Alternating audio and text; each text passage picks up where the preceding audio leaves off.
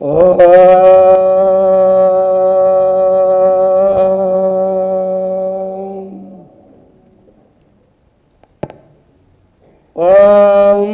గురుర్బ్రహ్మా గురుర్విష్ణుః గురుర్దేవో మహేశ్వరః గురుసాక్షాత్ పరబ్రహ్మ తస్మై శ్రీ గురవే నమః. ఓం శంకరం శంకరాచార్యం కేశవం బాదరాయణం సూత్రభాష్యే కృతౌ వందే భగవంతౌ పునః పునః. ఓం యుక్తాహార విహారాయ వివిక్తస్థలవాసినే మలయాలయతీంద్రాయ బ్రహ్మనిష్టాయ తే నమః. ఓం కృష్ణం కమలపత్రాక్షం పుణ్యశ్రవణకీర్తనం వాసుదేవం జగద్యోనిం నౌమి నారాయణం హరిం. ఓం సర్వమంగళమాంగళ్యే శివే సర్వార్థసాధికే శరణ్యే త్రయంబకే గౌరీ నారాయణి నమోస్తుతే. ఓం సహనావతు సహనౌ భునక్తు సహ వీర్యం కరవావహై తేజస్వినావధీతమస్తు మా విద్విషావహై. ఓం శాంతి శాంతి.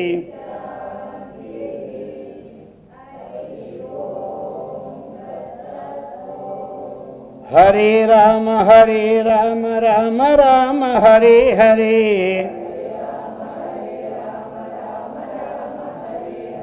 హరే కృష్ణ కృష్ణ కృష్ణ హరే హరే.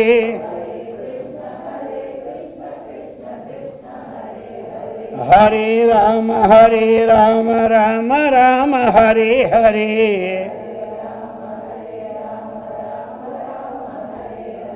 హరే కృష్ణ కృష్ణ కృష్ణ హరే హరే.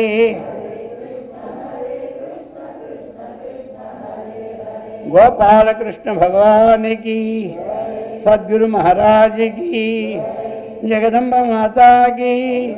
హర నమ పార్వతీపతే హర హర మహాదేవ్.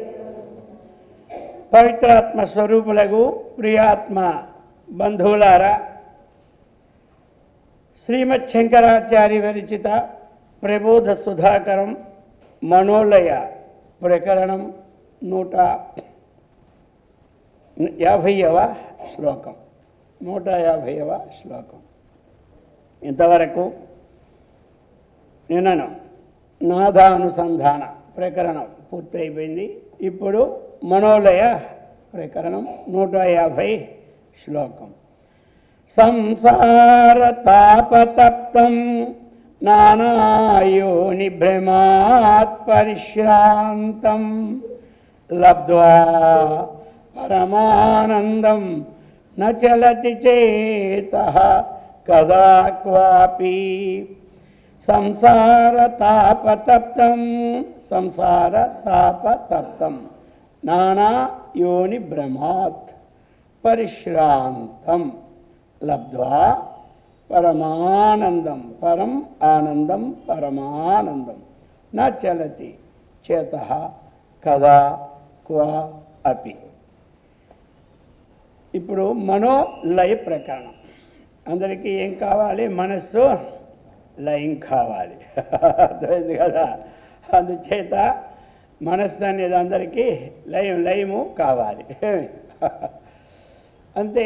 అన్నీ బాగున్నాయి కానీ మా మనస్సే బాగోలేదంటారు. ఉండడానికేమో బ్రహ్మాండ భవనాలు ఉన్నాయి, తినడానికేమో ఓ బ్రహ్మాండం సటసూపేత భోజనం ఉంది, అదైంది కదా.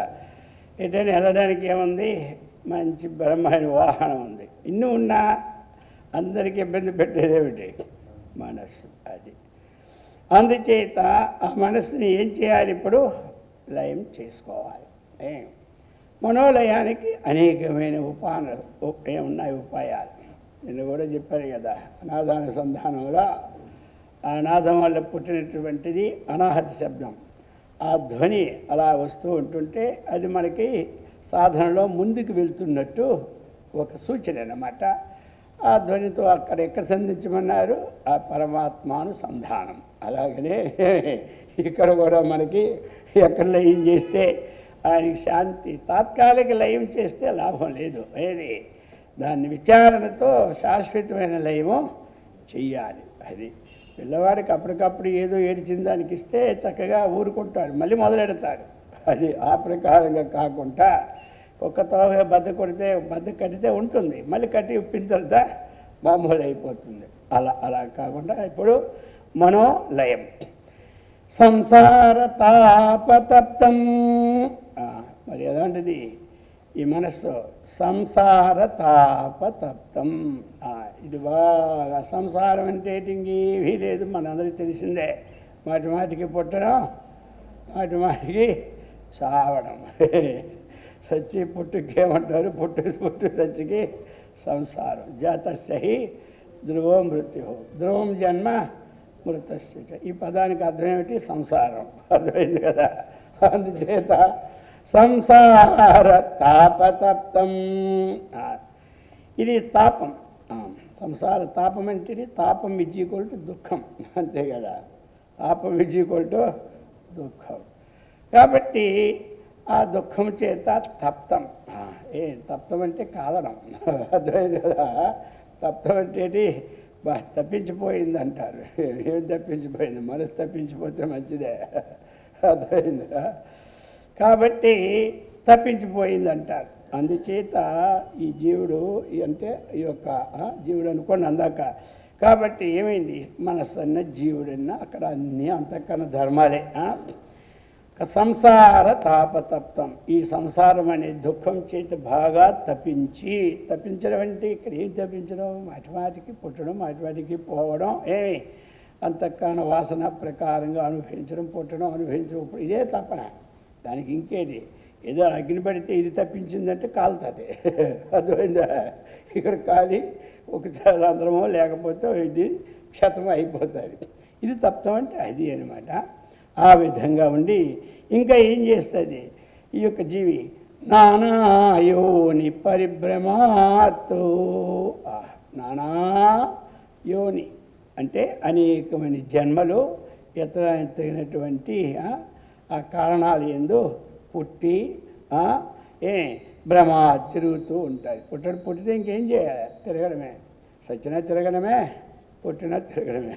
అదే తిరిగి వస్తే తిరగడమే అన్నమాట. తిరిగి రాకుండా ఉంటే అది తిరుగుతున్న చేస్తే పూర్వం మనోడు తిరగలేని పేరు పెట్టాడు దానికి. ఏమిటి, అది తిరుగుతుండే ఉంటుండే, అది తిరగలే. ఆ తిరగల్లో పడిందల్లా ఏమైపోతుంది, పిండి అయిపోతుంటుంది. అలాగే ఈ మనస్సు తిరుగుతూ మనల్ని పిండి చేస్తుంటుంది అనమాట. పిండి కాకుండా మనం ఇప్పుడు ఉండాలి. పిండి కాకుండా మనం ఉండేది ఈ బ్రహ్మ విద్య, అర్థమైందా. మరి పిండి కాకుండా అంటే ఒక్కొక్క స్వామి చెప్తారు, ఆ తిరగల కొయ్యిని ఆశ్రయించుకునే గింజలు ఆ పిండి కాకుండా ఉంటాయట. అలాగే మనం కూడా ఈ యొక్క పరమాత్మని ఆశ్రయించుకుంటే, లేదా దైవాన్ని ఆశ్రయించుకుంటే మనము పిండి అయిపోకుండా ఉంటామన్నమాట వాస్తవ స్వరూపంలో. అది ఏం పిండి కావాలి మనకి, వాసన పిండి కావాలి. అది అన్నమాట. సరే, అది అందుచేత భ్రమాత్ పరిశ్రాంతం. అది మిక్కిలి పరిశ్రాంతం అంటే, శ్రాంతం అంటేనే బడలిక. పరిశ్రాంతం అంటే ఎక్కువ బడలిక అన్నమాట. తిరిగినోడు ఏం చేస్తాడు, అలిసిపోతాడు. తెల్లారేసి 4 గంటలు తిరిగామనుకోండి, ఇంకేం పని చేయగలం మనం. వదిలి కూర్చుంటేనే అలిసిపోతున్నాం, ఇంక తిరిగితే అలిసిపోమా. అలాగే మనస్సు అలసిపోతుంది. కాబట్టి ఈ విధముగా చెప్తున్నారు. ఏమిటిది? చేత, అది చిత్తం అన్నమాట. ఈ చిత్తం ఈ విధముగా అలసిపోతుంటుంటుంది. శ్రాంతం చేత, ఈ అలసినటువంటి చిత్తము. ఇప్పుడు దీనికి ఏం చేయాలి మరి? మనం అలసిపోయి అలా కుర్చీలో గంట కూర్చోవడం, లేదా మంచం మీద కాసేపు పడుకుంటే ఏమవుతుంది? అది పోతుంది. 4 గంటలు అలసిపోయినా ఒక అరగంట పడుకున్నామంటే ఏమైపోతుంది? ఫ్రీ అయిపోతుంది. ఎదురు పట్టినా పట్టకపోయినా అదో పద్ధతి అనమాట. అర్థమైందా? ఏమంటారు? విశ్రాంతి అంటారు. దానికి ఇంకేమీ లేదా? అలాగనే ఇది ఈ అలసిపోయినటువంటిది ఏం చేయాలి చిత్తం? ఇప్పుడు చెప్తున్నారు. పరమానందం లబ్ధ్వా. పరమానందం ఇది ఎలాంటిది అంటే ఆ పరమానందం అన్నటువంటిది మనస్సుకి లబ్ధ్వా. ఇంతకుముందు దాంట్లో నాదానుసంధానం అనేటువంటి ఆ ఆనందంతో అలా అలా అలా అలా మనసు సూక్ష్మమై ఆ పరబ్రహ్మందు లయం చేయడానికి కారణమని తెలుసుకున్నాం. అలాగనే ఇప్పుడు ఈ పరమానందం లబ్ధ్వా, పరమానందాన్ని పొందాలి అంటే సామాన్యమైనటువంటి చిత్తలయములన్నీ ఏమిటి? అవి తాత్కాలిక ఆనందమే కానీ పరమానందం రాదు. అందుచేత మనం ఏం చేయాలి? ఆ పరమానందం పొందాలి అంటే పూర్వం చెప్పినట్టుగా మనకి అద్వైత సిద్ధి ప్రకరణంలో అంతా ఏకం ఒకటే ఉన్నది. అటువంటి స్వరూప విచారణ మన చిత్తం ద్వారా చేసినప్పుడే అది పరమానందాన్ని పొందుతుంది. ఇంకోలాగా పొందే అవకాశాన్ని దానికి ఉండదు. అందుచేత అటువంటి శ్రేష్టమైనటువంటిది, అత్యుత్తమైనటువంటి తన ఎక్కడి నుంచి మనం చుట్టల్లో ఊళ్ళల్లో తిరిగి వస్తాం, ఇంటికి వస్తే అంటాం. ఏంటి చాలా తిరిగి అలిసిపోతాం ఇంటికి. అలాగనే ఆత్మకి ఇల్లు ఏమిటి? అది ఎక్కడి నుంచి వచ్చిందో అదే ఇల్లు. అదే ఇల్లు. ఆ ఇంటిని చక్కగా ఆశ్రయించుకోవాలి. అది అక్కడే పరమానందం దొరుకుతుంది దానికి. అటువంటి పరమానందం ఆ ప్రకారముగా లబ్ధ్వా అంటే ఆత్మవిచారణ ద్వారా తన స్వరూపంలో ఆనందము, స్వరూప చింతన అది చేసినప్పుడే దీనికి ఆనందం. ఇంకా ముందండి చెప్పుకొచ్చారు కాబట్టి ఇక్కడ పరమానందం ఇచ్చేశారు మనక. అందుచేత అటువంటి చింతన ప్రకారమైనటువంటి విచారణ. ఇంకా మనం ఐఎస్టీకి వెళ్తే ఎక్కడ పరమానందము? త్వమేవాహం, అహం త్వమేవాహం. ఆ బ్రహ్మమే నేను అనే స్థితియే పరమానందం. అంతకంటే ఇంక పరమానందం ఇంకోటి లేదు. సాధన ద్వారా వచ్చినటువంటి ఆ సాధనాలని తాత్కాలిక ఆనందం. అందుచేత లబ్ధ్వా అటువంటి పరమానందాన్ని పొంది కదా కాపీ కదా ఎప్పుడూ కూడా కాపీ ఒకప్పుడైనను కూడా నా చలతి అది అన్నమాట. ఇంకది చలదు. దానికి లయం కావాలి అంటే స్వరూప చింతనే లయం. నాణ్యపంథ అయినాయి విద్యుతే. ఇంకోటి లయమో కాదు. ఎక్కడ లయం అనేది తిరిగి వస్తూనే ఉంటుంది. నిద్రలో లయం అయిపోతే తెల్లవారి జాగ్రత్తకు వచ్చేస్తుంది. స్వప్నం లయమైనా వచ్చేస్తుంది. జాగ్రత్తలు తిరుగుతూ మళ్ళీ నిద్రలో లయమే మళ్ళీ వస్తుంటుంది. దీనికి ఇదే అన్నమాట రావడం. అందుచేత ఆ ప్రకారముగా ఎప్పుడైతే ఉందో ఇది మళ్ళీ ఆనందం నుండి జారిపోకుండా ఉంటూ ఉన్నది. ఆనందం నుండి జారిపోకుండా ఉన్నదే లయం. జారిపోతే ఆలయం. ఆలయం కాదు, ఆలయం. మళ్ళీ ఆలయం అనుకుంటే అది ఆసమంతాతి లయం. మళ్ళీ అక్కడ పోతుంది. రెండో పెడితే ఇది అన్నమాట. ఎందుకు ఏమి సిద్ధించినట్టు మనకి ఇప్పుడు ఈ యొక్క సంసార తాపత్రయం నుంచి అనేక విధములుగా ఈ చిత్తం అన్నటువంటి పరిభ్రమణ చెంది అనేక జన్మలు ఎత్తినటువంటి చిత్తానికి ఆ పరమానంద స్వరూప ప్రాప్తిని మనం పొందింప చెయ్యాలంటే ఇంకొక లేదు. మనం ఈ సత్సంగము విచారణ వల్లనే దానికి అదే తెలుసుకుంటుంది. అర్థమైంది కదా? అదే రోజు వింటుంటే తెలీదా? తెలిసి నాకు ఎక్కడ లయమైనా శాంతి లేదు, తాత్కాలిక శాంతే కానీ తన స్వరూప లయమే పరమానంద ప్రాప్తి అని అక్కడ లయం చెందినప్పుడు ఇంకోటి రాదని చెప్తూ ఉన్నారు. మనోలయం ఎక్కడ చేయాలంటే ఇక్కడని. అది ఆ విధంగా చెప్పి ఇప్పుడు ఇంకా మరలా చెప్పబోతున్నారు. అద్వైతాన్ 151వ శ్లోకం.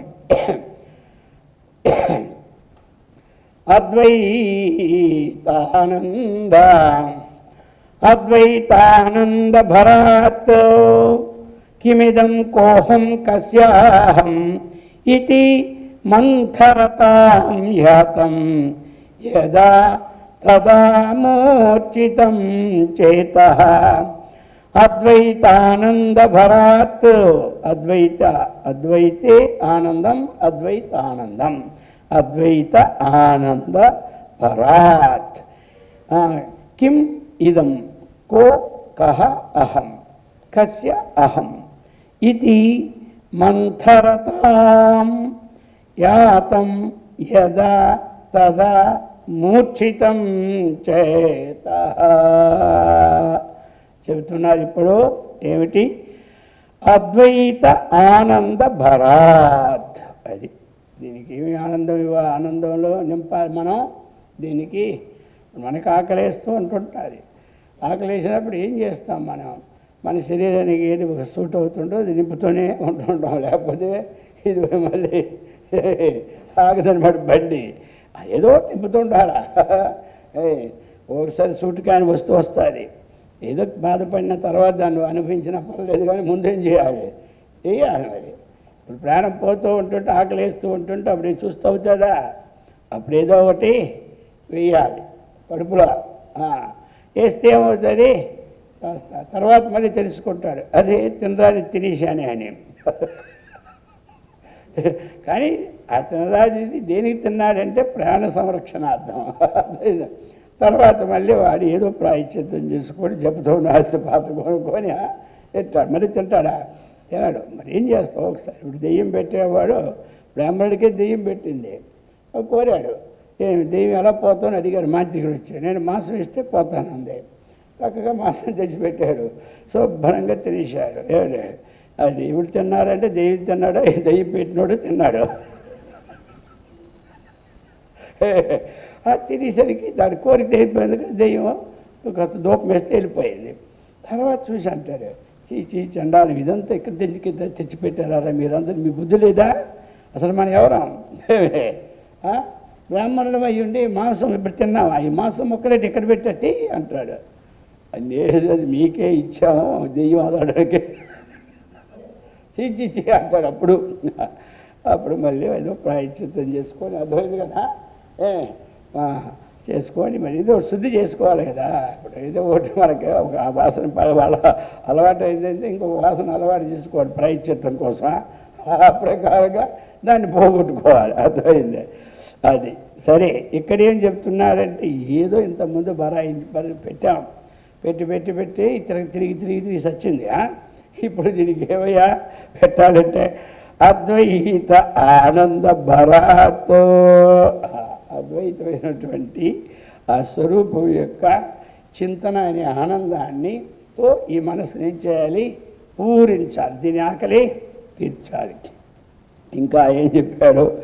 ఈ ప్రకారముగా ఇదం ఈ ప్రకారంగా ఇదం కిమిదం అది కిమిదం. ఆ తర్వాత ఏం చేయాలి? దాన్ని విచారించాలి. ఆ ఆనందం మనకు దొరకాలి అంటే ఏం చేయాలి? అది కిమిదం, ఇది ఏమిటి అన్నటువంటిది. కస్య అహం, ఇదేమిటి? ఎదురుగా ఉన్నటువంటిది ఇదం అంటే ఇప్పుడు ఇదం అన్నటువంటిది. ఈ ఇదం జగత్, ఇదం శరీరం. అర్థమైంది కదా? శరీరం నపుంసలింగంలో తీసుకుంటే మనం ఇదం శరీరం. ఇక జగత్తు నపుంసకలింగమే కాబట్టి ఇదం జగత్తు. ఇదం అనేది అది వాడతాం. అది అనమాట విచారణ చెప్తున్నాడు. ఇదం కిం ఇదం కిమిదం ఇదం కిం, ఇది ఏమిటి? ఇక కహ అహం కోహం, ఇది అందరికీ తెలిసిందే. అర్థమైందా? కోహం, నేను ఎవడను. చ మరియు కూడా కస్య అహం, అసలు నేను ఎవడను. ఇంకా ఏమిటి, నేను ఎవరు వాడను. నేను ఎవరునో ఎవరు వాడను, అంతే కదా. నేను ఎవరు అంటే నువ్వు మానవుడివే అంటాను. నువ్వు ఎవరు వాడు, నేను పలాని వాడను, పలాని వంశంలో పుట్టాను కాబట్టి పలాని వాడిని చెబుతాడు. అర్థమైంది కదా, చెబుతుంటాడా. అందుచేత కస్యాహం, నేను ఎవరు వాడను అని ఈ విధముగా మనము తెలుసుకోవాలి. ఎలా ఇది తెలుసుకోవాలి మనం? తెలుసుకోవడానికి ఏమిటి?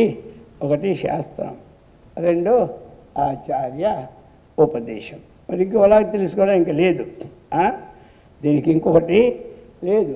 మన యొక్క ఆత్మస్వరూపం యొక్క స్వభావాన్ని పరిశోధన చేసుకోవాలి అంటే ఇంకొక మార్గమే లేదు.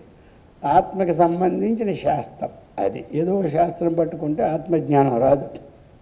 ఏ శాస్త్రం పట్టుకుంటే ఆ జ్ఞానమే వస్తుంది. ఇంకో శాస్త్రం పట్టుకుని జ్ఞానం ఎలా వస్తుంది? ఇప్పుడు కామర్స్ తీసుకుంటే కామర్సే వస్తుంది, కానీ ఇంకోటి ఏం వస్తుంది వాడిగా. సైన్స్ సైన్సే వస్తుంది, సోషలే వస్తుంది, ఫిజిక్స్ ఏదో వస్తుంది, రకరకాల. అలాగే మనకి ఇక్కడ ఏమిటి అంటే మనం శాస్త్రం ఆచార్యులు. స్కూల్లో కూడా ఆ శాస్త్రం ఉంటుంది, ఆ శాస్త్రం చెప్పినటువంటి వాడిని ఆచార్యుడు అంటారు. అర్థమైంది కదా. ఆచార్యుడు అనేది అందరికీ తెలిసిన విషయం, తర్వాత సంగతి. కానీ అక్కడ ఆచార్యుడు ఆయనే. ఏమి అలా ఇక్కడ దీనికి కూడా మనం శాస్త్ర ఆచార్య ఆగమానుసారేణ. ఈ రెండు ఎలా ఉండదు? శాస్త్రాచార్యుడిది ఆగమానుసారి అని ఉండాలి. అది ఆగమం అంటే ఏమిటి? వేదం.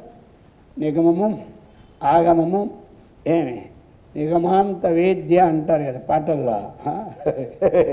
నిగమాంత వేద్య, నిగమముల యొక్క అంతము నిర్ణయింపబడినటువంటి వాడు. అందుచేత నిగమేన అంటే వేదముల ద్వారా వేదితం యోగ్యం, నువ్వు తెలుసుకోవడానికి యోగ్యమైన వాడు కాబట్టి నిగమాంత వేద్య. నిగమాంతం అన్నా పర్లేదు, ఆగమాంతం అన్నా పర్వాలేదు. అర్థమైందా? విషయం ఒకటైనప్పుడు ఏ అంతం అయితే మనకే, రెండు ఒకటే పేద శబ్దం. అందుచేత ఇప్పుడు మనస్సుకి కొంత విచారణ పెట్టాలి. మనం మనసు ద్వారాగా విచారణ చేయాలి, ఆలోచించాలి. ఏమి ఆలోచించాలి? ఇదేమిటి ఇదంతా? ఇది తగిన ఆలోచనలు చేసుకోవద్దని చెప్పలేదు, అన్నీ చేసుకోవచ్చు. కానీ ఈ ఆలోచన నిత్యమో ఉండాలి. ఈ జగత్ ఏమిటి, నేను ఎవడను, నేను ఎక్కడి నుంచి వచ్చాను అన్నటువంటిది ఈ మూడు ఉండాలి. అది చెప్తున్నారు. ఈ విధంగా కస్యాహం ఇతి ఈ ప్రకారముగా చెప్పి ఇప్పుడు యదా చేతః యస్మిన్ సమయే, ఏ సమయమునందు చేతః మనస్సు అన్నటువంటిది, ఏ సమయమునందైతే మనస్సు అన్నటువంటిది మందరతాం. మందరతాం, మందరతాం అంటే ఏమిటి? అమందం మందం. మందరతాం, మందం అంటే ఏ పని చేయకపోతే మందం అన్నమాట. అదే మళ్ళా మందుడు అంటారు. ఎన్నిసార్లు చెప్పినా ఏ పని చేయడు ఈయన మందుడు అంటాడు. మందరతాం అంటే దాని ఎందు అలాగా రమించడము లేక ఆసక్తి కలిగి ఉండడం అని వాళ్ళని ఏమంటారు? మందరతాం అంటారు. అమందరతం అంటే ఏమిటి? అది మందరత్నం కాదు, అమందానంద అంటే ఏమిటి? ఆయన మందుడు వాడు, ఎల్లప్పుడూ జ్ఞానంతో కూడినవాడిని అర్థం. అందుచేత ఇక్కడ ఏం చెప్పాడు? మందరతం. అది రావాలి. దేనికి రావాలి? ఈ మనస్సుకి మనం ఏం చేయాలి? మందరతునిగా చేయాలి. మందరతునిగా. కాబట్టి అంటే మందరత అంటే ఇతర విషయముల యందు ఆసక్తి లేకుండా చెయ్యడమే మందరథం. ఇక్కడ అది అన్నమాట. ఇక్కడ మందరథం అంటే మందులుగా కూర్చొని అలా నిద్రపోవడం కాదు. మందులుగా కూర్చొని నిద్రపోవడం కాదు. ఇక్కడ ఇతర విషయముల యందు ఆసక్తిని లేకుండా భావము, అది మందరథం అన్నమాట. అది ఆ విధంగా దీన్ని మందరథం. ఇది దీనికి ఆపోజిట్ ఆత్మరథం. అర్థమైంది కదా. మందరథం అంటే విషయములు యందు ఆసక్తి లేకుండా భావం ఉంది కదా, అది మందరథం. అది ఆత్మరథం అంటే అది ఎప్పుడు కలిగిందా ఇంకా దానికి ఇంకెక్కడ ఉంటుంది. దండు ఏదో ఒకటి ఉండాలి దానికి. ఇది లేదా అది, అది లేకపోతే ఇది. ఇంక శాస్త్రం ఆచార్యుల ద్వారాగా ఈ విచారణ చేసిన తరువాత ఆయనకి ఏమిటంటే ఇతర విషయములందు ఆసక్తి లేకుండా అటువంటి స్థితిని కలుగుతాయి. దాన్ని మందరథం. అది అటువంటి ఏది లేకుండా లయస్థితి అనమాట మందరథం అంటే.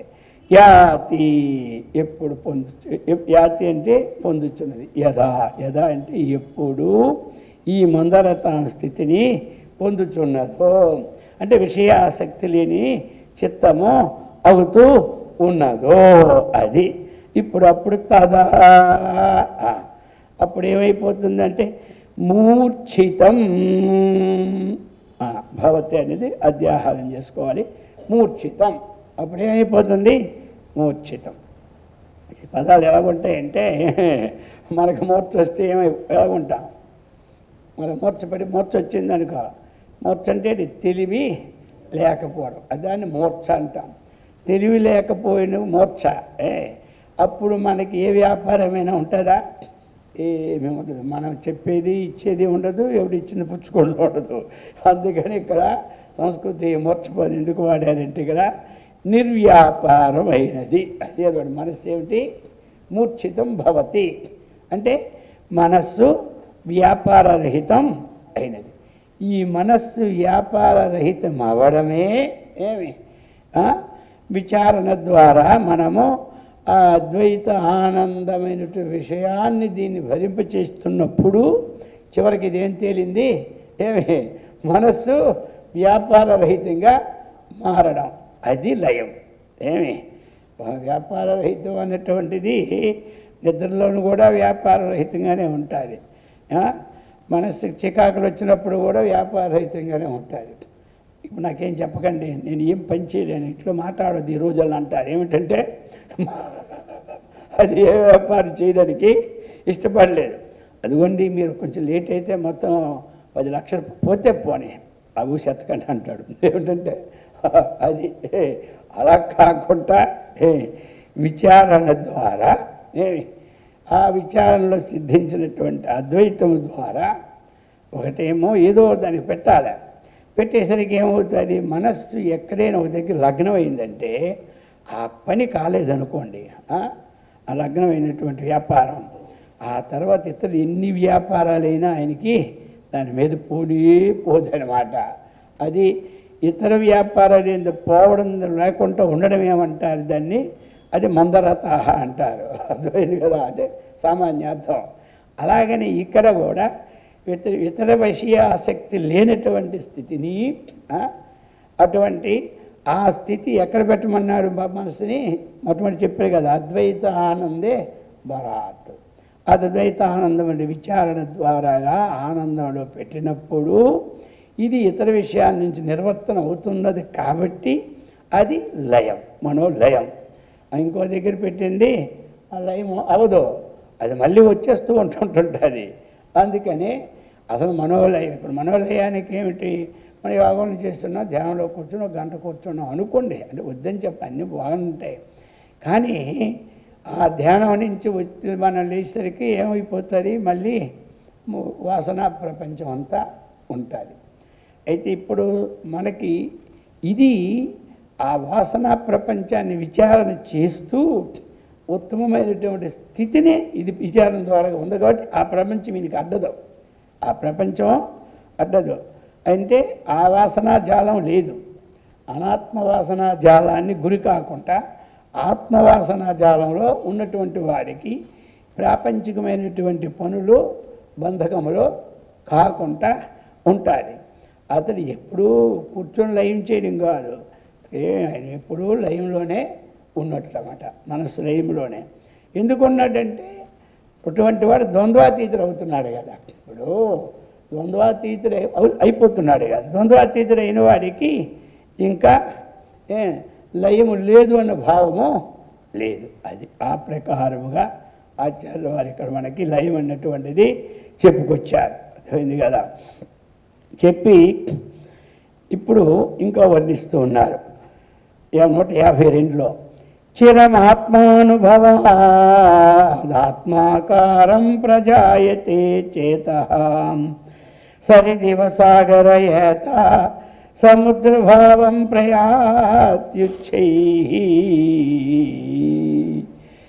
చిరం ఆత్మానుభవాత్ ఆత్మాకారం ప్రజాయతే చేతః సరిత్తు ఇవ సాగరయేత సముద్రభావం ప్రయాతి ఉచ్చైః.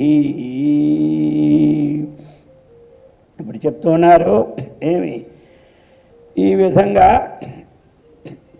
చిరం సాగర ఏత. ఇందులో మొట్టమొదటి ఏమిటి? సాగర ఏత. సాగరాన్ని చక్కగా ఏత యా ప్రాపణే ధాతు కాబట్టి ఏమి ఏత పొందడం.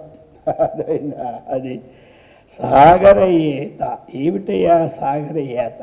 సాగరాన్ని సరిదివా. సరిత్ అంటే నది. నది ఏమవుతుంది? సాగరయేత నది. సాగరాన్ని పొందినటువంటి నది అంటే సముద్రములో కలిసినటువంటి నది అని అర్థం అన్నమాట. అది ఏత అంటే ప్రయాణం.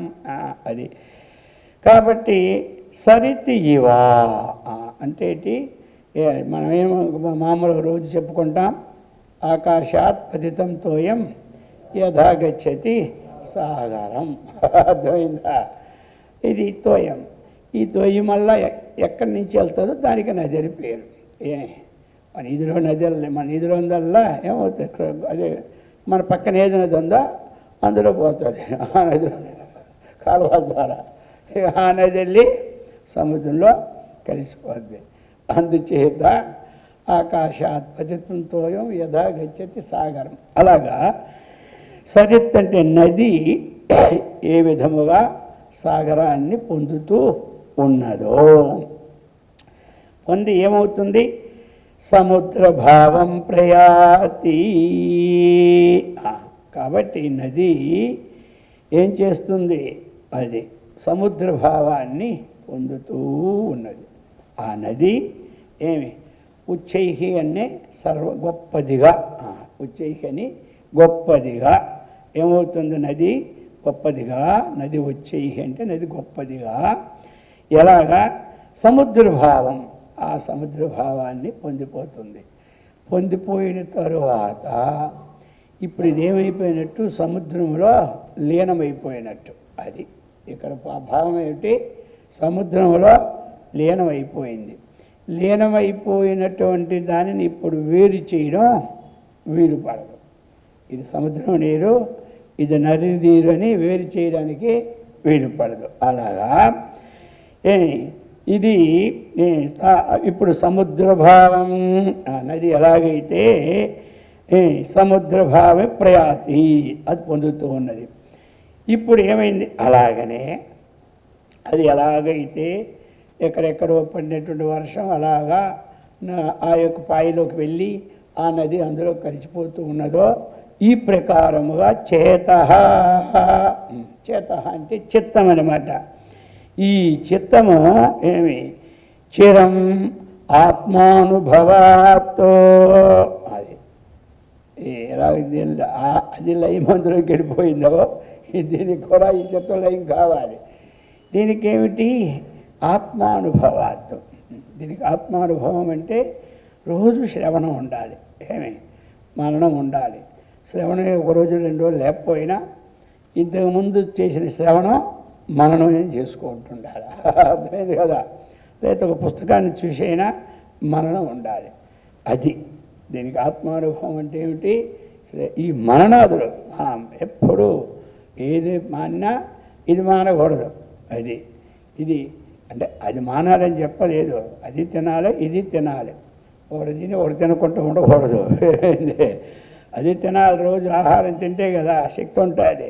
లేకపోతే అందరూ ఈ రోజుల్లోనూ ఏమి 10 నిమిషాలు లేట్ అయినా ప్రమాదమే. అర్థమైందా? టైంకి ఏదో వేసేస్తుండాలి ఏమి, లేకపోతే కళ్ళు తిరిగిపోవడమో లేకపోతే నీరసం వచ్చేయడమో పరిస్థితులు అందరికీ మారిపోయినాయి కదా. అందుచేత అర్థమైందా? ఆ ప్రకారంగా సరే ఇప్పుడు చెప్తున్నారు చేత చిరం ఆత్మానుభవాత్తు. ఆత్మానుభవం అంటే ఏమిటి?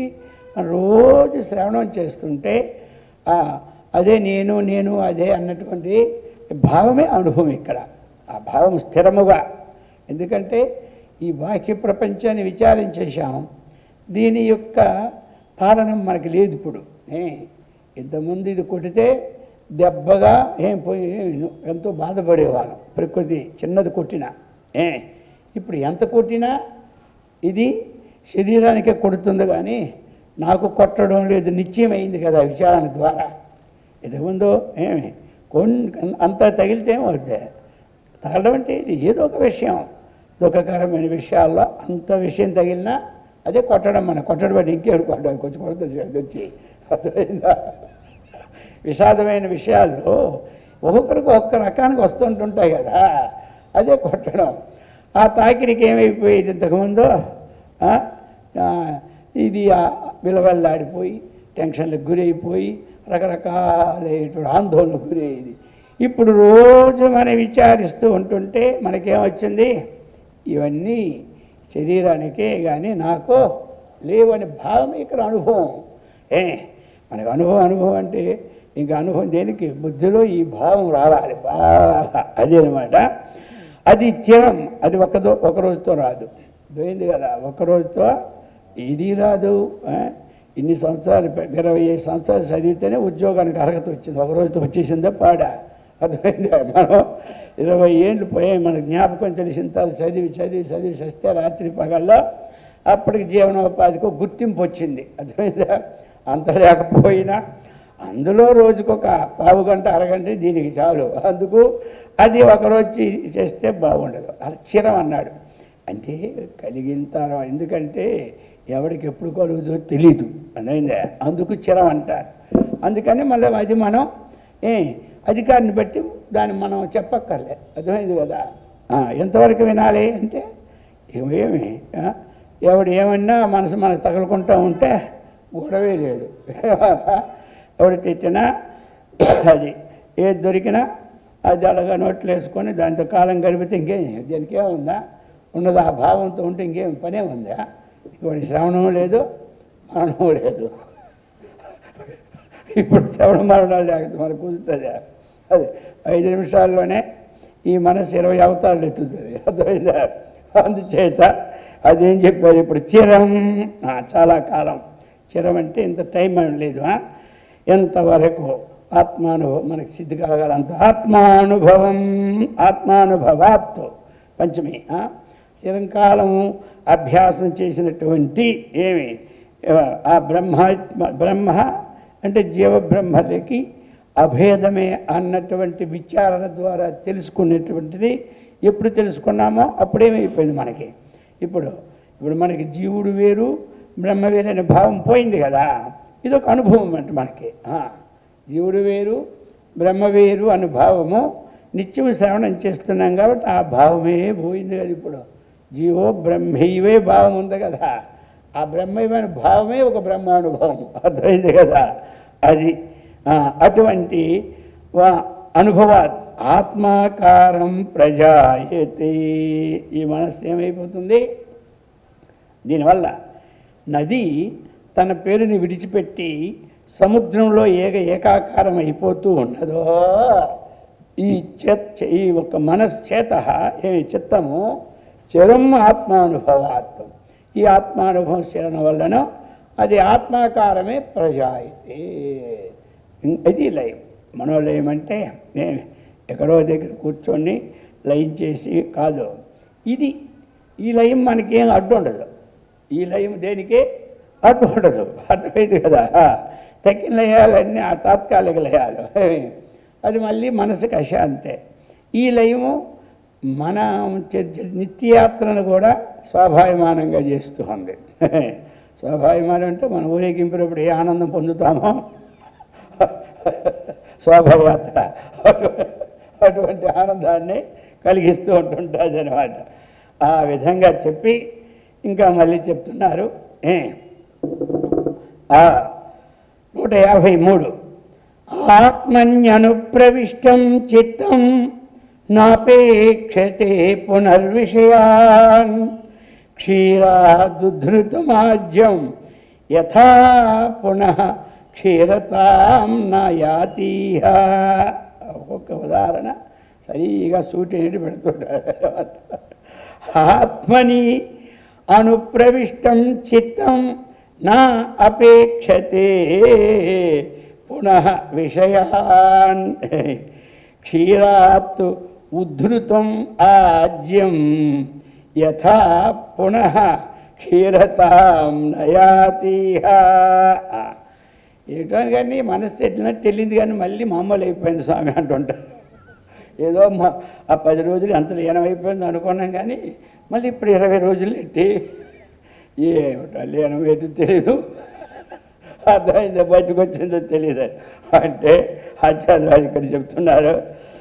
ఏమిటో చెప్తూ యథా ఏమి ఏ ప్రకారముగా, యథా అనేది ఏ ప్రకారముగా క్షీరాత్ ఉద్ధృతం ఆజ్యం,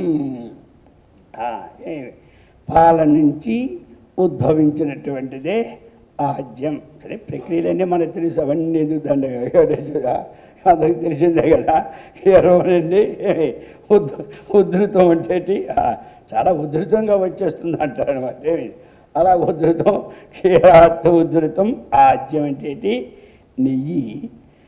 ఇక్కడ గమనించవలసింది ఒక పాయింట్ పునః క్షీరతం పునః క్షీరతం ఇహ నయాతి, పునః క్షీరతాం ఇహ న యాతి. కాబట్టి ఎప్పుడూ కూడా నెయ్యిగా మారినటువంటిది, పాల నుండి తీసిన నెయ్యి, అది మళ్ళీ ఏనాడికైనా పాలుగా, అది అర్థమైందా? నెయ్యి నుంచి పాల నుంచి ఉద్భవించిన నెయ్యి ఎప్పుడూ అది పాలుగా మారదు. అది ఇది అన్నమాట దృష్టాంతం. ఇది మనకేమిటి దృష్టాంతం ఈ విధంగా ఇచ్చి ఇప్పుడు దాష్టాంతకానికి వెళ్తూ ఉన్నారు. ఆత్మని అనుప్రవిష్టం చిత్తం, ఈ ప్రకారముగా మనము సదా విచారణ చేస్తూ బ్రహ్మభావన చింతనతో ఉన్నటువంటిది ఆ అనుభవం. భావన అంటే అనుభవం కదా, భావం తద్భవతి అన్నట్టుగా అది భావం. అటువంటి ఆత్మని అనుప్రవిష్టం, ఆత్మయందు మన విచారణ ద్వారాగా దీనికంటే అన్యమైనది లేదు, నాకు ఆశ్రయము ఇదే. ఎన్నైనా సరే ఎన్ని పనులు చేసినా ఆశ్రయం ఒకటి ఉండాలి కదా. తిరిగి వచ్చి ఇంట్లో ఉంటే కదా మనకి ఎక్కడ ఏ చేతికి పడుకుంటారు తొందర వెళ్ళ. అందుచేత దీనికి కూడా ఇదే అన్నటువంటి చిత్తము పునః విషయాన్ నా ఆపేక్షతే, ఆ విషయాల్ని నా ఆపేక్షత. ఎలాగంటే ఏ విధంగా పాల నుండి తీసినటువంటి నెయ్యి మళ్ళీ పాలుగా మారదో ఆ విధముగా విచారణ ద్వారా తాను దేన్నైతే అందుకుని ఉన్నదో మళ్ళీ దాని నుంచి అది మళ్ళీ మారదు అని మన విషయంలో అపేక్షిస్తుందంటే మారుతుందని. అది అంటే అపేక్ష ఇక్కడ ఉంటుంది, ఏ పని చేయకుండా కూర్చోవడం కాదు, మళ్ళీ అది పెట్టుకోవాలి. ఏమిటా ఏది పని చేయకుండా కూర్చోవడం అంటే అలాగుంటే, ఏ పని చేయకుండా కూర్చోవడం కూడా ఒక పనే, అర్థమైందా? అదంతకంటే కష్టమైన పని అదే. ఏ పని చేయకుండా వాడికి ఏం భావం అంటే నేను ఏ పని చేయకుండా ఉన్నాను అనే భావం ఒకటి ఉండిపోతుంది, అర్థమైందా? ఈ భావం కూడా మళ్ళీ మామూలే, అది భావాతీతం కావాలా. అందుచేత ఇది దృష్టాంతాన్ని మళ్ళీ విషయాకారంగా మారే ప్రశ్న ఉండదు. అది పాలు నుంచి తీసిన నెయ్యి మళ్ళీ పాలుగా మారే లేదు. అది సూక్ష్మ విషయం. ఇది ఏమిటంటే ఈ సూక్ష్మ విషయాలు అందుకునే వారికి అది, లేని వారికి ఏమిటంటే అది శాస్త్రం చెబుతుంది. కానీ అలా మారకుండా మనం ఉంటామా అన్నటువంటి భావాలు కొంతమందికి ఉంటూనే ఉంటుంటాయి. అర్థమైందా? అది మారకుండా ఉంటామా అని భారం ఉన్నదంటే అంటే దానికి జన్మలో మార్చుకోవడానికి ఇష్టమో లేదన్నమాట. అంతే కదా. ఇప్పుడు మరి మార్చుకోవడానికి ఇష్టం లేదు. నేను ఈ జన్మలో ధనవంతుని అవుతానా అని వాడుకుంటే వాడికి ధనవంతులు అవ్వాలి ఇష్టమే లేదు. మరి ఇష్టం లేవుడికి ఏం చేస్తాం? ఇష్టం ఉంటే ఎవడిచ్చినా పుచ్చుకుంటాడు, ఇష్టం లేనివాడు నాకు వద్దు అంటుంటాడు. ఏమిటి అర్థమైంది కదా. ఎందుకంటే ఆవిడ భావం వేసుకున్నాడు నేను ధనవంతుని కాకూడదని. అలాగే నేను ఆత్మజ్ఞానం కాకూడదు ఈ జన్మలో నాకు అవదని నిశ్చయం అయిపోయింది ఆయనకి. చెప్తూ ఉంటుంటారు, చదువుతుంటారు. అంత వేగం అవుతుందా? అంత తొందరగా అవుతుందా? ఎంత తొందరగా ఏది ఏముంది ఇందులో? తొందరగా ఏముంది చెప్పండి? అన్నిటికంటే తొందరగా వచ్చేది ఇది ఒక్కటే. కానీ ఆ యొక్క పట్టుకుంటే తొందరగా ఇంకేమనిపిస్తుంది. ఇది ఏదైనా కష్టమే. 4 వేదాలు నేర్చుకోవాలంటే కష్టం. ఏక జ్ఞాపకం వస్తాయి చెప్పండి. అన్నీ అదే శంకరాచార్య గారు కాబట్టి అవి జ్ఞాపకం ఉన్నాయి. మళ్ళీ ఉంటాయి ఆ జ్ఞాపకం ఉండవు. ఈ జ్ఞాపకం లేకుండా ఉంటుందా? ఇది ఈ జ్ఞాపకం లేకపోవడం లేదు. అశ్రద్ధ వల్ల జ్ఞాపకం చేసుకోవడం లేదు. కానీ పొరిగింటి పుల్లకూర రుచిని అక్కడ పోతున్నాం, కానీ మన కూర రుచిగా ఉండదని మనం అనుకుంటాం. అందుచేత అందుకే నేను ఎప్పుడు ఉదాహరిస్తాను. అన్నిటికంటే తేలికైనది ఏమిటి లోకంలో అంటే పరమపురుషార్థాల్లో మోక్షాన్ని పొందడమే తేలిక. 10 రూపాయలు ఖర్చు ఉండదు, ఎవరికి అప్పు ఉండదు, ఆస్తి ఉండదు. ఇది అప్పున్న చెక్కకి ఆస్తి ఉన్న చెక్కకి మళ్ళీ జన్మకు రావాలి. అప్పు ఆస్తి లేకుండా ఉన్నది ఇది. అందుచేత ఇది ఒక ఉదాహరణ. ఇది చాలా చక్కరైన ఉదాహరణ. అదే కదా. ఒకటి అది తెలిసినా అందులో కొన్ని సూక్ష్మ విషయాలు గుర్తుకు రావు. అర్థమైంది కదా. ఇప్పుడు ఆ విధంగా అంటే ఈ విధంగా ఉంటుంది. మళ్ళీ మారదు.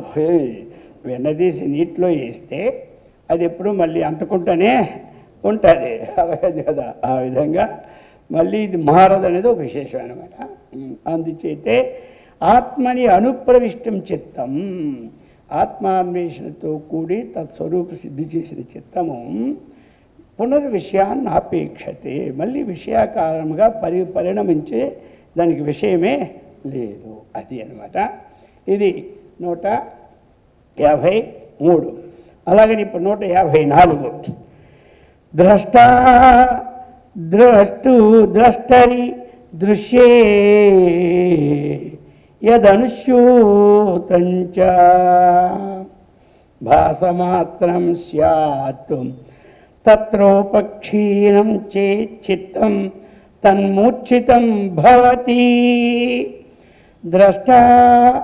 ద్రష్టరి దృశ్య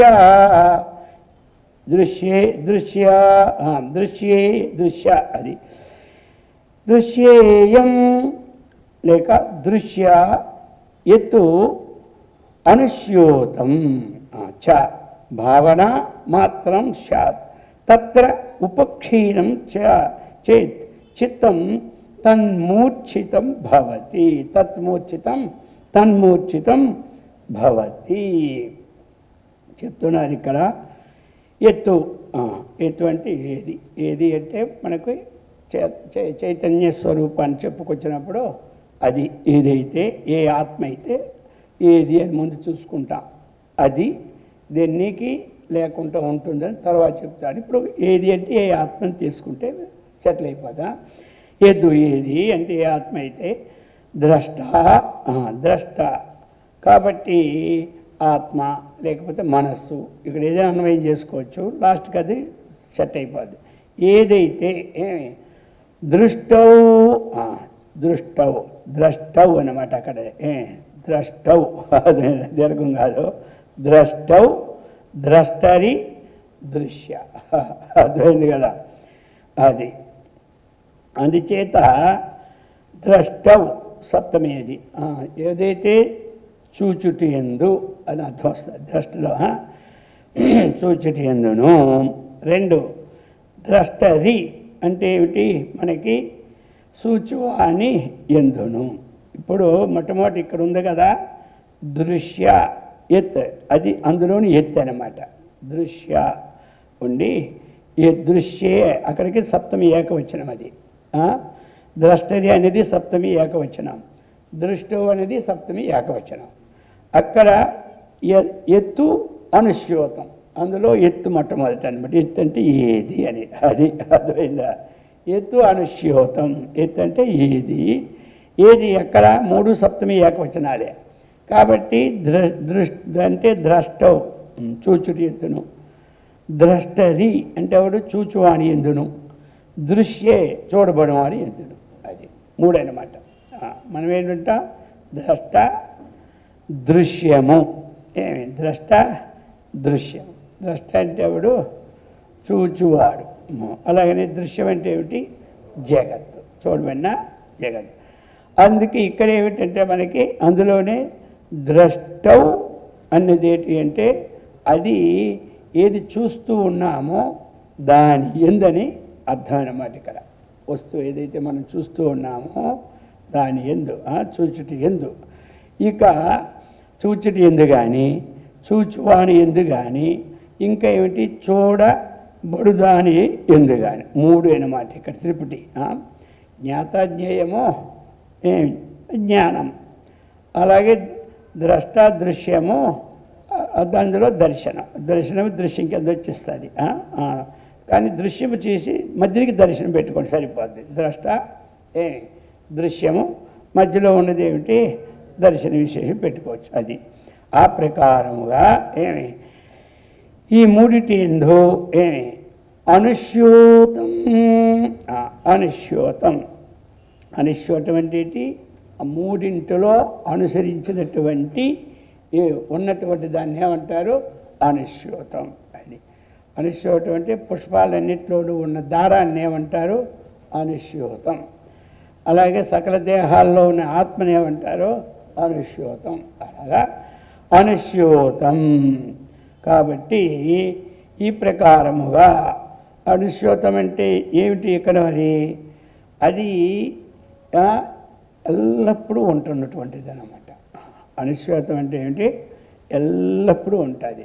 జాగ్రత్త, స్వప్నము, సుషుప్తి ఈ 3 ఎందు అనుశ్యోతం అంటే ఏంటి? 3లోనే ఎప్పుడు ఉంటుంది. అనుశ్యోతం 3లో ఉన్నది. అనుశ్యోతం ఏమిటి మనకి? ఇది జాగ్రత్త అని తెలుస్తుంది, ఇది స్వప్నం అని తెలుస్తుంది, ఇది సుషుప్తి అని తెలుస్తూ ఉన్నదంటే ఈ 3లోనూ అనుష్ఠించినటువంటి వాడే ఆత్మ అనుకోవాలి. జీవుడు ఆత్మ ఏదనుకున్న తప్పులే, అర్థమైంది కదా, ఇది ఒకటే కాబట్టి. అలాగనే ఈ 3 ఎందు కూడా చూచే దాని ఎందు, చూచే వాణి ఎందు, చూడబడే దాని ఎందు, ఈ ప్రకారం ఈ 3 ఎందు కూడా. మరియు ఇంకా చెప్తున్నారు భానమాత్రం స్యాత్. ఈ 3లో అనుస్యూతమై ఏదైతే ప్రకాశమానమై అవుతున్నదో అదేం చేస్తుంది? బాణం ప్రకాశమాత్రం కూడా అది. అందులో ఉదాహరణలో ఉన్న పువ్వుల్లో దారం అది ప్రకాశమానంగా ఉండదు, అర్థమైందా? అది ఉదాహరణ పువ్వుల్లో దారం ప్రకాశమానమై ఉండదు. ఇందులో ఉన్నటువంటి అనుశ్యోతమైన దారం ఏమిటి?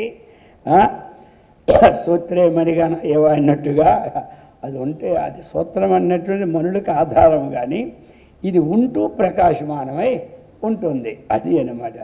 ఒక జడం కాకుండా, జడమైన దారంలా కాకుండా ఇది అనుశ్యోతమైన వస్తువు ప్రకాశమానంగా ఉంటుందని భావం ఇక్కడ.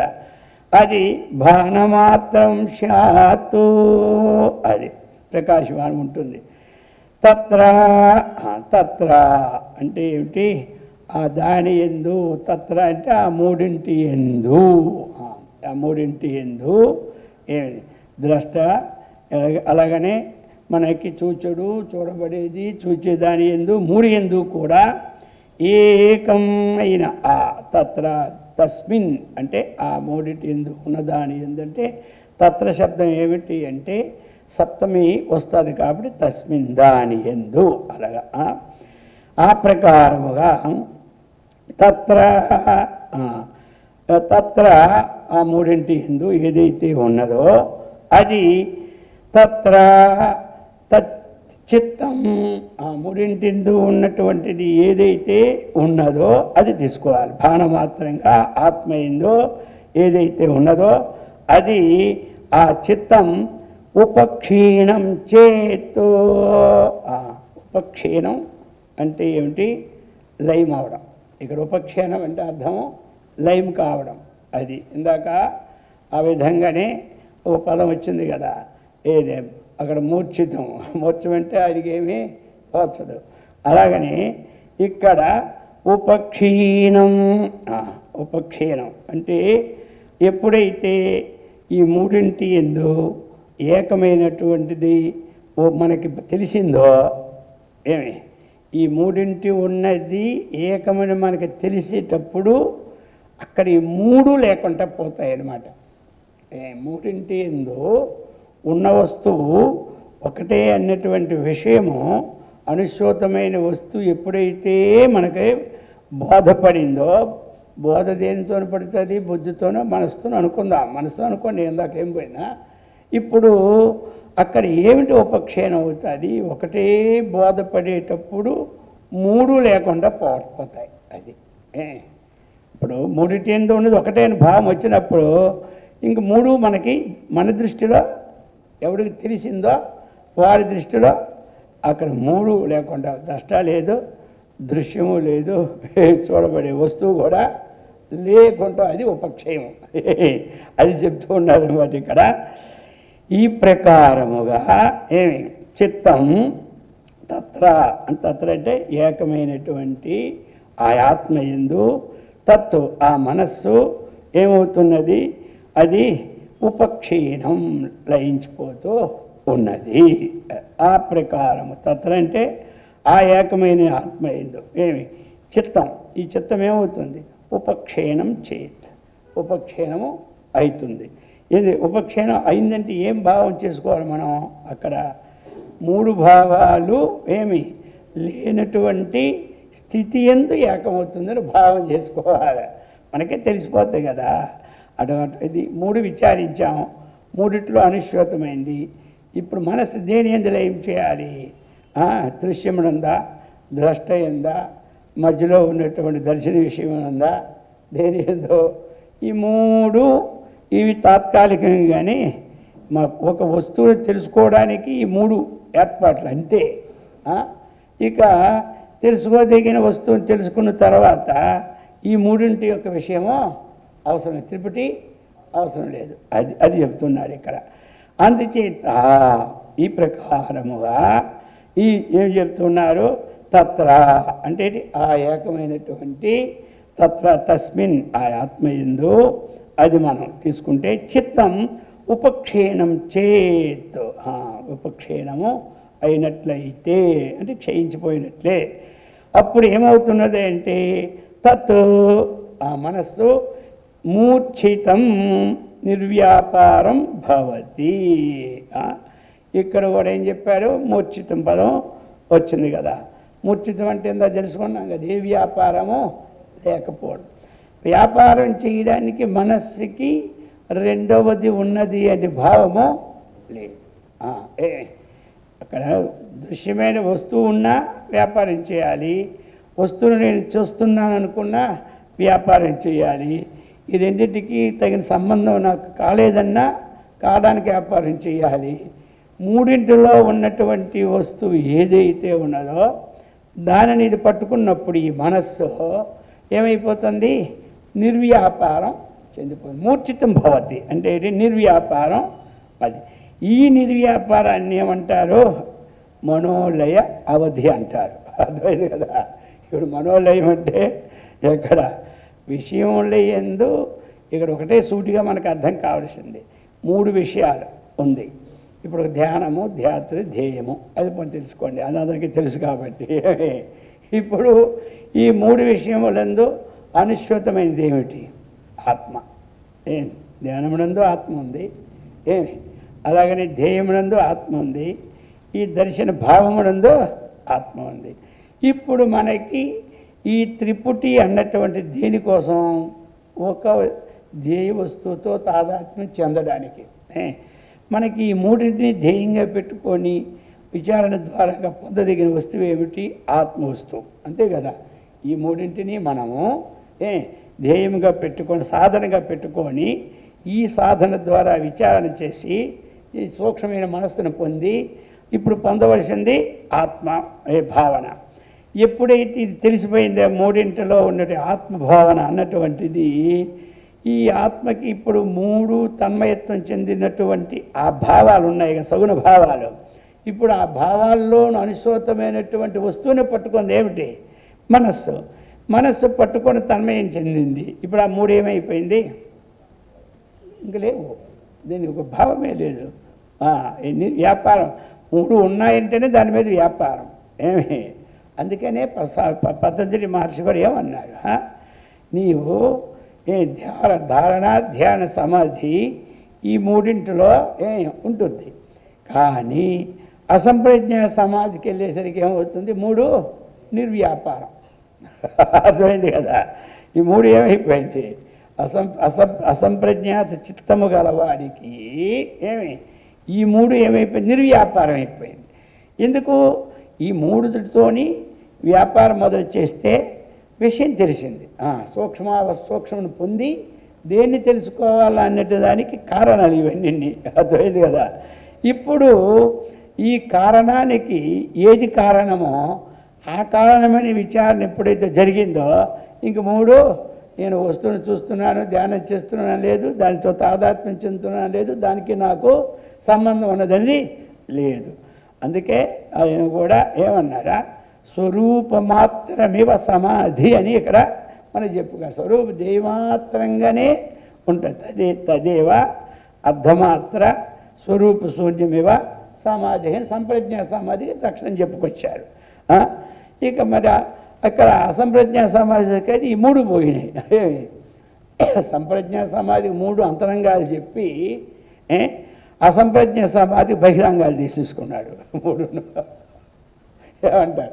అసంప్రజ్ఞ సమాధికి వెళ్ళేసరికి అష్టాంగ యోగంలో మూడు, మొదట 5 బహిరంగం, తక్కినవేమి 3 అంతరంగం. అదే మనం అక్కడికి వెళ్ళి అసంప్రజ్ఞ సమాధి ప్రకృతి పురుష వివేకానికి వెళ్ళేటప్పుడు ఏం చేశాడు? ప్రకృతి పురుష వివేకానికి వెళ్ళేసరికి ఈ 3 బహిరంగాలు అయిపోయింది. ఆ యొక్క ప్రకృతి పురుష వివేకం అనేదే అంతరంగ సాధన అయింది.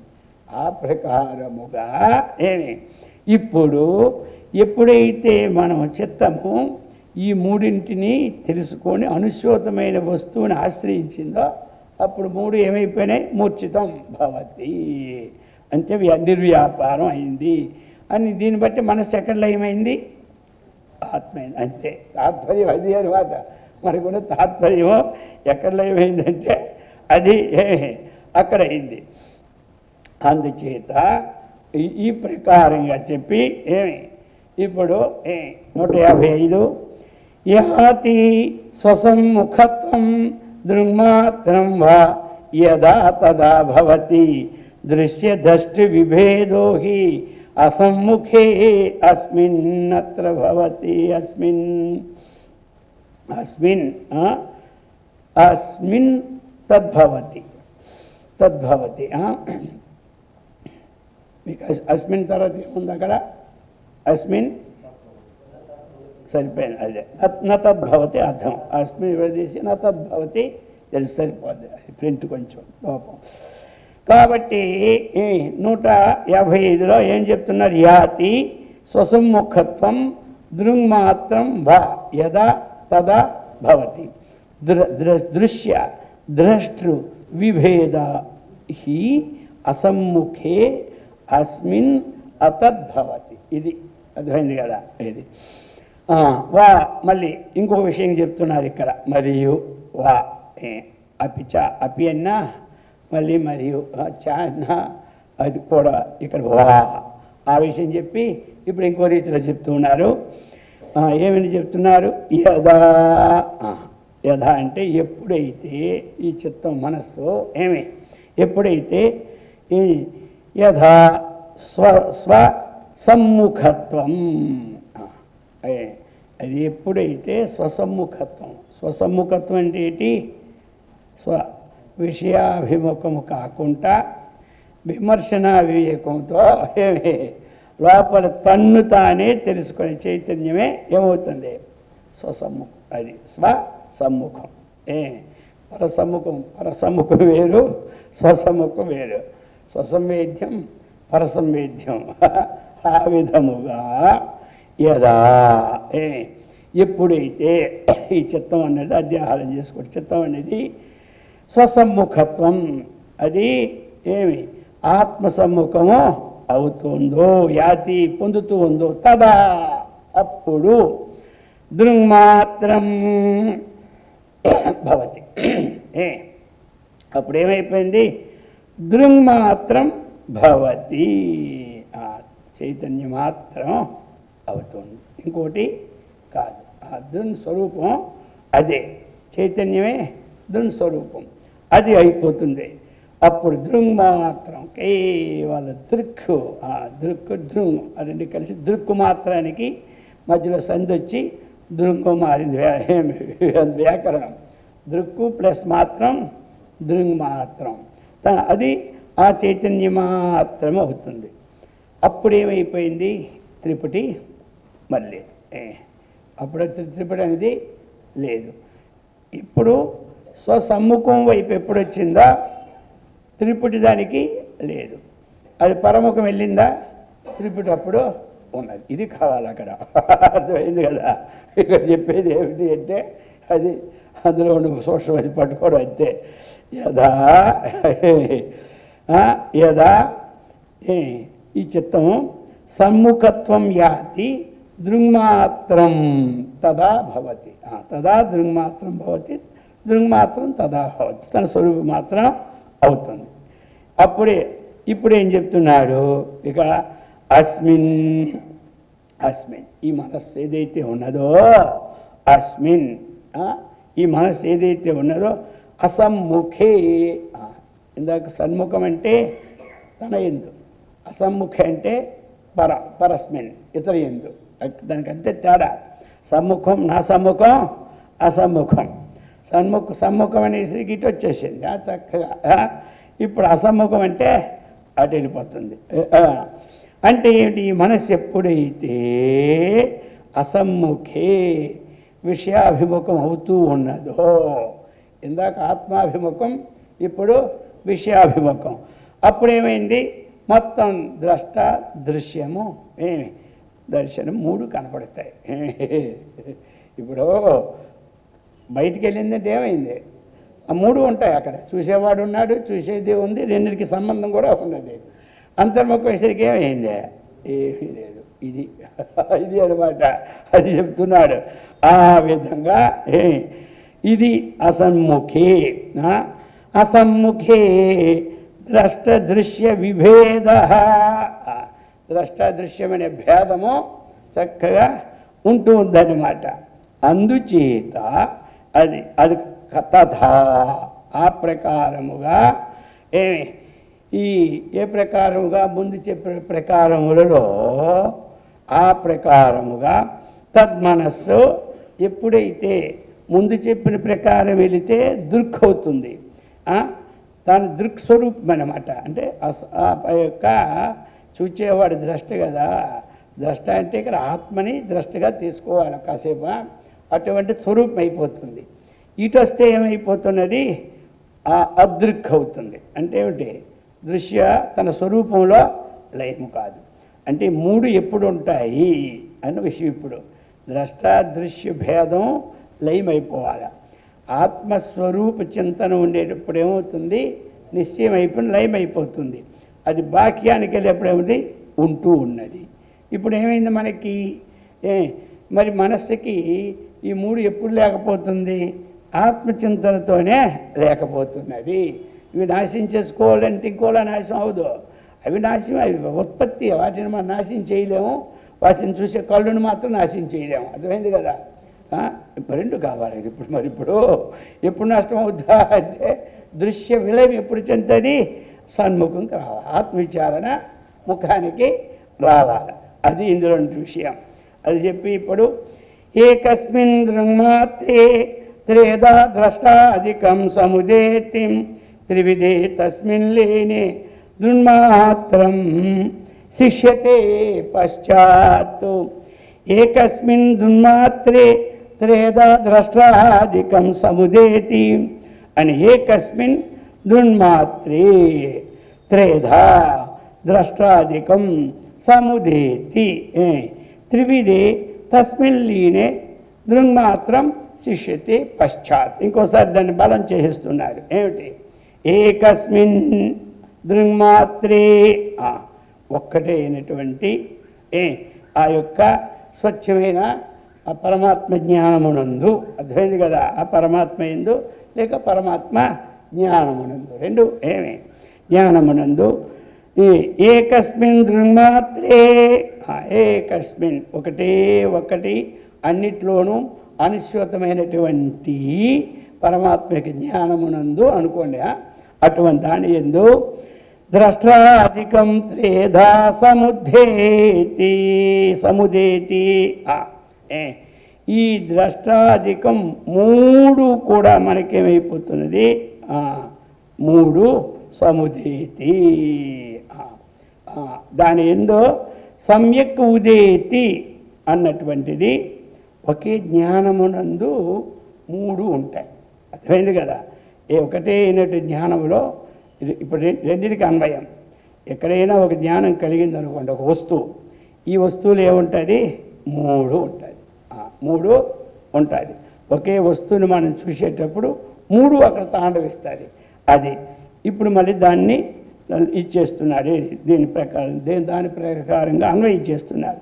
ఏకస్మిన్ అంటే ఒకటే అయినటువంటి దృన్మాత్రే ఆ యొక్క జ్ఞానాత్మ ఏందో ఆ జ్ఞానం ఉంది. ఏ జ్ఞానం కానీ అది ఇప్పుడు తీసుకోవాలి. ఒకటి రెండు విధాలుగా దృష్టాంతము దాష్టాంతానికి అటు ఇటు తిప్పి చెప్తున్నారు ఆచార్యుల వారు.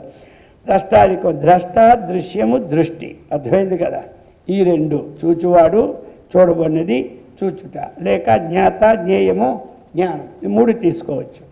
అవి మూడు విధాలుగా కనబడుతూ ఉంటుంది. ఇది ఎక్కడ? లోకానుభవంలో. ఇదంతా ఎక్కడ? అది ఒక ఘటం జ్ఞానం. ఏకస్మిన్ జ్ఞానే ఘటం, ఒక ఘట జ్ఞానం నందు మూడు సమన్వయం. ఇది అందరికీ తెలిసిందే. ఒక మనకి ధ్యేయ వస్తువు పెట్టుకున్నాం, కృష్ణున్నో రామున్నో, దాని ఎందుకు కూడా మూడు మనం చూస్తూ ఉన్నాం. ఎక్కడిది? లోక విషయంలో.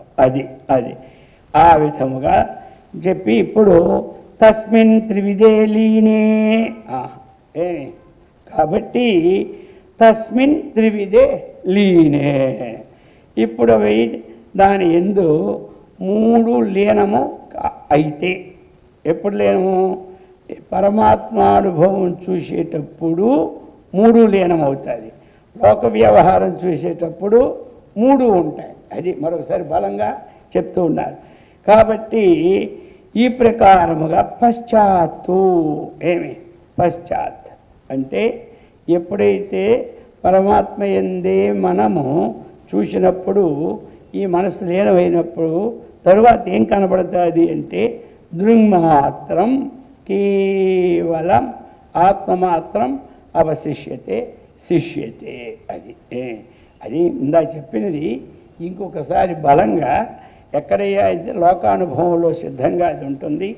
ఆత్మానుభవంకి వచ్చేసరికి మూడు ఉండవు అని చెప్పి ఈ శ్లోకంతో ముగిస్తున్నారు.